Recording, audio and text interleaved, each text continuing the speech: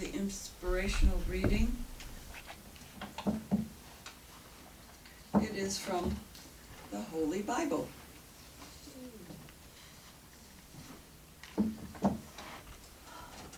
It's from John, chapter 14,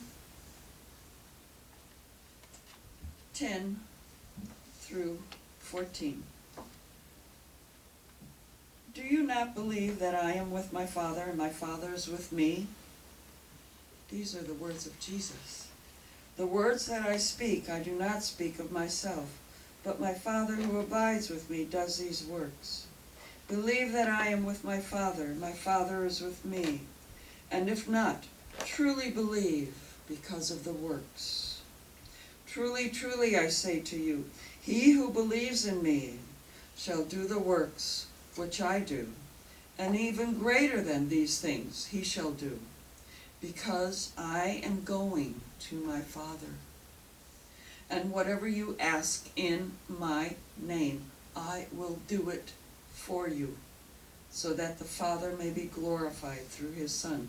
If you ask me in my own name, I will do it.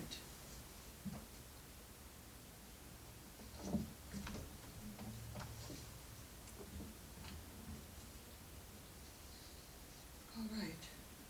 Today's speaker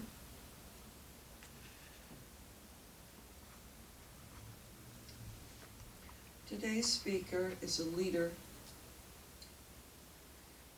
is the leader of outreach, teaching of the Enterprise Outreach. She's a leader and a teacher and a minister and a speaker and a prayer, a person who prays.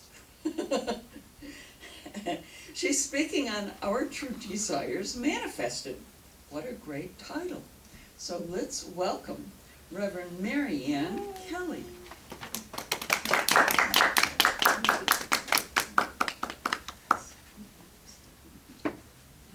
Good morning. Good morning. Where is everyone?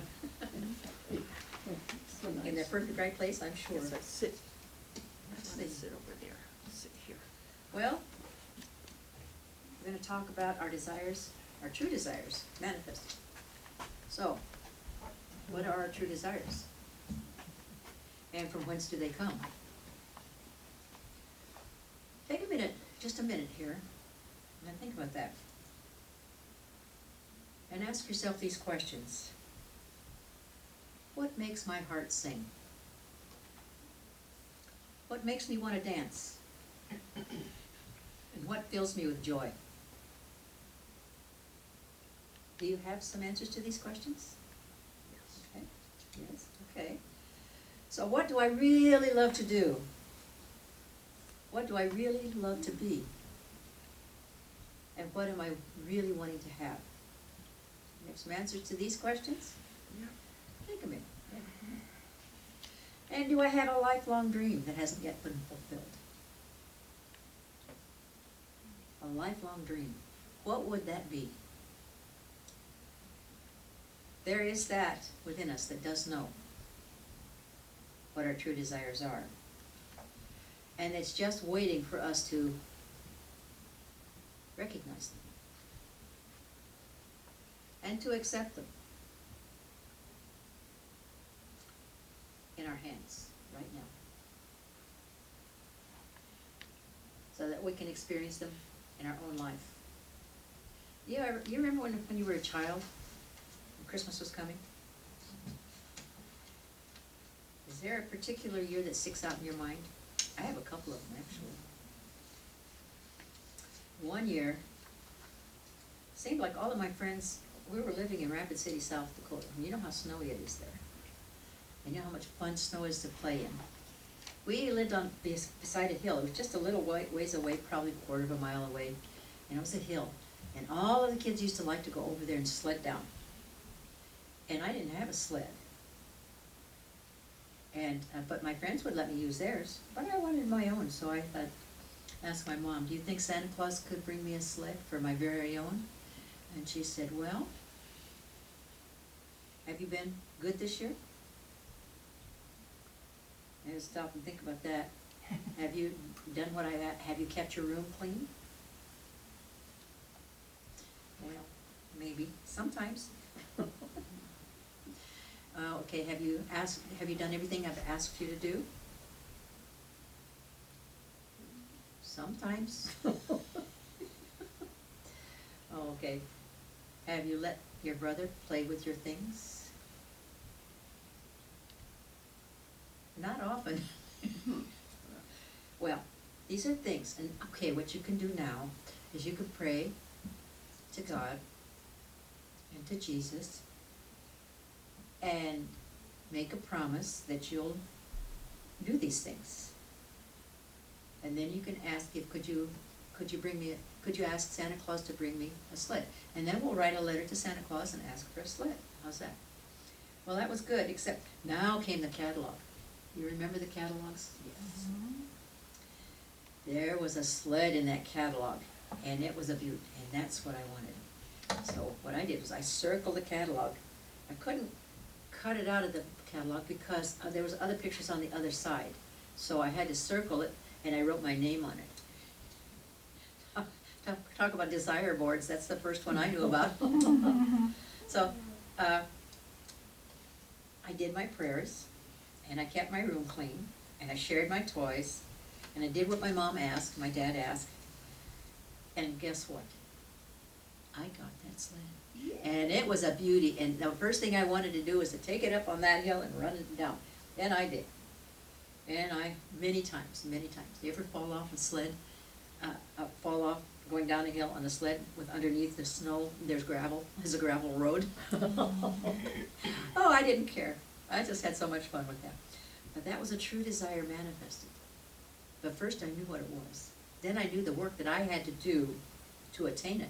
See, we can pray and pray and pray and pray, but if we don't do the work, it probably is not going to work. So, my mother told me what I had to do. I had to behave myself. She always wanted me to behave myself. I had to clean my room, keep my room clean, put my toys away. I had to share my toys with my brothers and sisters, and I had to do what my mom and dad told me.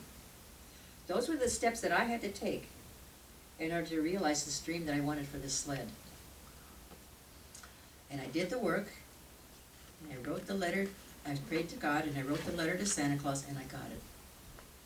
So it's treat and move your feet as a treat and move your feet. And that was something that I think it was that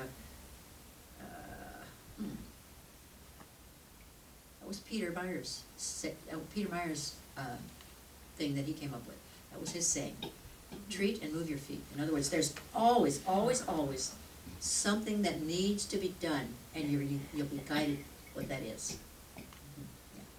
So in Genesis, we know. So God created man in his own image. In the image of God he created it. Male and female he created them. So then God blessed them and said to them, be fruitful and multiply, fill the earth and subdue it, and have dominion over the fishes of the sea, and over the birds of the air, and everything living that moves on the earth. Yep, got to do that. And God said, I have given you every herb, or if you're British, herb, that yields seed, the idea of the consciousness. The seed is an idea. So when we get a seed, an idea, it's in the conscious mind. That's the seed that's planted in the conscious mind, which is on the face of the earth. And the face of the earth is a consciousness of the physical body. So ideas for the physical mind, and on the earth for the physical body. And every tree, and the tree signifies the connection between the divine and the earthly, between the heaven and the earth. Every tree, the tree is the Christ consciousness, and the earth, the connection between the body and the mind. Okay, so what yields fruit, and whose fruit yields seed. So, you see the circulation going on here. You see what's happening here, and it shall be for you food for thought. Yeah, sustenance for thought. So you can see that God is saying to us in that first chapter, He gives us the idea of the conscious mind and the physical mind, and the connection between heaven and earth. And it's given to us in the seed ideas from the earth, from our meditation. And the food for thought comes to us all the time. So remember what the Master Jesus tells us about when he speaks to Philip, which is the kind of the reading that we had this morning, or I'm only going to use part of it. So when he speaks to Philip, asked him, how will we know? How will we know? Lord, show us the Father show us the Father that is within, and that is sufficient for us. And Jesus said to him, do you not believe that I am in the Father, and the Father is in me? The words I speak to you, I do not speak of my own, on my own authority, but the Father within is he who does the works. The Father within me who does the works. And believe me, or else believe me for the sake of the works that I do. For the works that I do. Most assuredly I say to you, and that's the truly, truly. So whenever in the Bible you hear the words truly, truly, listen, because what comes next is absolute truth. He says, most assuredly I say to you, believe me. Believe in me. The works that I do, you will do also, because I go to my Father. And then we come to the channel message that Jesus gives to the brotherhood of the followers of the present Jesus. So we find in Jesus Love, the book Jesus Love, I am one with the universe. I am you. And I am not better than you. But I am you, and all of you. All of us. I feel your troubles, and they're mine. How could they not be mine? They are not separate. We are not separate people. We are all one. We're not separate people. Nor are you separate from anyone. You are all with all persons. We are one with all persons. How can that be? Think about it. Think about it. Learn love this way, and you yourselves shall never know a storm that you cannot find shelter from. For in the midst of the darkness you shall know the light and peace, as you are not separate from yourself, nor from any other person. This is the final knowing of God, that you should know yourself to be one with every person. Everyone we see is a mirror for us. That's what he's telling us. That you should feel his joy and know his sorrow. Love this way. That is the true shelter for the lambs of my flock. That's all of us. Thank you, beloved children. But he adds a little something else. And he says, and this is from the same, just a little further down, I shall be with you, you shall feel me. You shall feel me. You shall feel the hand upon your shoulder, or the light in your mind, or in a breeze. All of this is Jesus. All of it is all of us. It's God. But you shall know I have not left. I love you with this love. I have told you that I am yours, that I am your joys and your tears. And so let yourself be all, and all the joy and all the tears of each other. And in this love and knowing of the oneness, lift each other into heaven. I go, but I do not go. Goodbye. So he signs off from the meeting there. But he does not go. He's always within us, because we're all one. That's what it's about. So, let us know what our thoughts are. Let us know what our desires are. Let us know that our thoughts, words, and deeds create the sphere of action in which we move and have our being.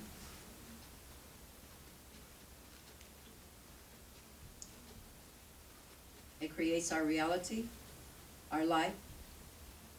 And so we ask ourselves once again, how can we manifest our true desires? 1, meditate with our inner Christ, our I am self, and ask for them to be revealed to us.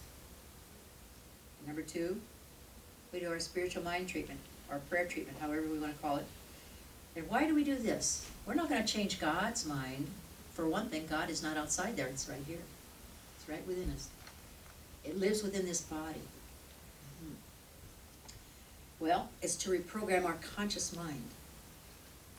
If we reprogram our conscious mind to know that we can have, be, and do whatever it is we choose, we reprogram our minds to accept these true desires that have been placed there. And we know that they are God's desires for us, working through us. Yeah. So we have our part, and that is to recognize that we are one with the whole divine. And the next step is to channel from our inner guidance.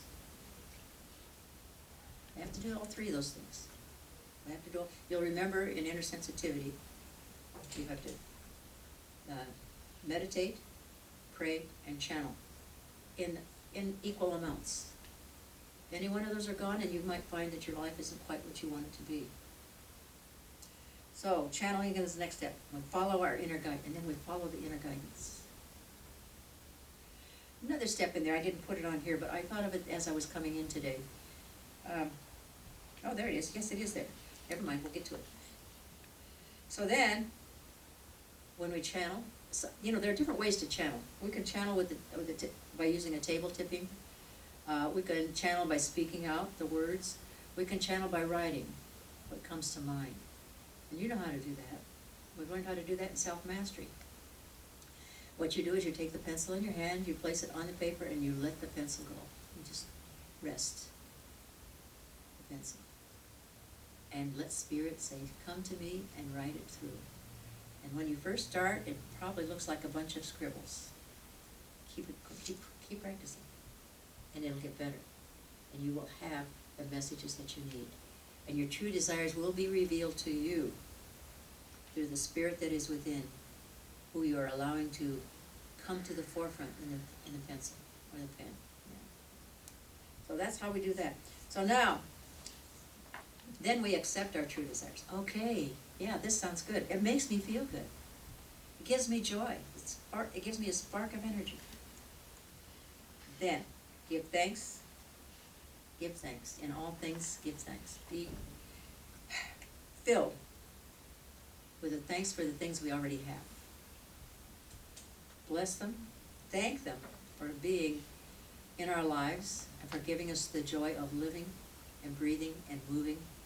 And just know that we are truly abundant people of the universe.